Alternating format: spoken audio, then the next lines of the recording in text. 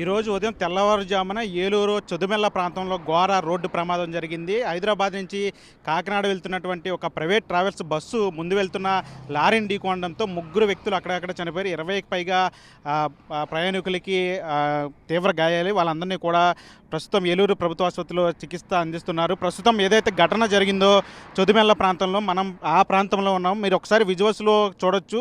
ఈ లారీనే ఇక్కడ మీకు విజువల్స్లో కనిపిస్తున్న లారీనే ప్రైవేట్ ట్రావెల్స్ బస్సు అతి వేగంతో వచ్చి ఢీకొట్టిన పరిస్థితి మీరు ఒకసారి విజువల్స్లో చూడొచ్చు. మనం ఏదైతే కరెక్ట్గా బస్సు యాక్సిడెంట్ జరిగిందో ఆ ప్రాంతంలో ఉన్న ఒక్కసారి మీరు విజువల్స్లో క్లియర్గా చూడొచ్చు. నేను మీకు ఈ ప్రమాదం ఎలా జరిగింది అనేది ఒక్కసారి మనం ఒకసారి దీన్ని వివరించే ప్రయత్నం చేస్తాను. అంటే మనకు అందిన సమాచారం ప్రకారం ప్రమాదం లారీని వెనక నుంచి ఢీకొట్టడంతో జరిగినట్టు కూడా తెలుస్తుంది. మీరు ఒకసారి విజువల్స్లో క్లియర్గా చూడొచ్చు. ఇది యాక్సిడెంట్ జరిగినటువంటి ప్రాంతం. మనం కరెక్ట్గా ఏదైతే యాక్సిడెంట్ జరిగిందో లారీని బస్సు ఢీకొట్టిందో ఆ ప్రాంతం దగ్గర ఉన్నాం. మీరు విజువల్స్లో చూడొచ్చు.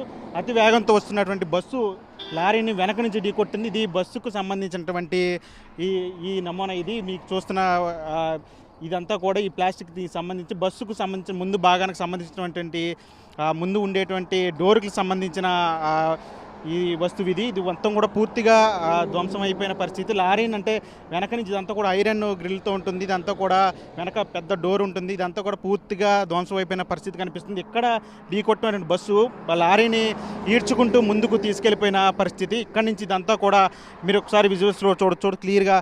ఇక్కడ ఈ బస్సుకు సంబంధించినటువంటి ముందు భాగంలో ఉన్నటువంటి ఇంజిన్ వద్ద ఉండేటువంటి ఇవన్నీ కూడా పూర్తిగా ఇందులో ఇరుక్కుపోయిన పరిస్థితి. లారీకి ఉన్నటువంటి గ్యాస్ సిలిండర్ ఇవన్నీ కూడా పూర్తిగా ధ్వంసం అయిపోయి ఊడిపోయిన పరిస్థితి. ఇక్కడి నుంచి బస్సు ఇలా ఈ విధంగా లారీని ఈడ్చుకుంటూ వచ్చి ముందు భాగంలో కూడా మీరు క్లియర్గా చూడొచ్చు విజువల్స్లో.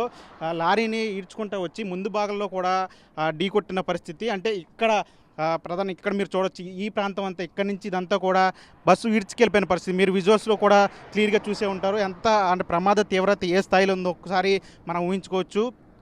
ఈ ప్రాంతంలో ఇప్పుడు కూడా నిత్యం యాక్సిడెంట్లు జరుగుతూ ఉంటాయి.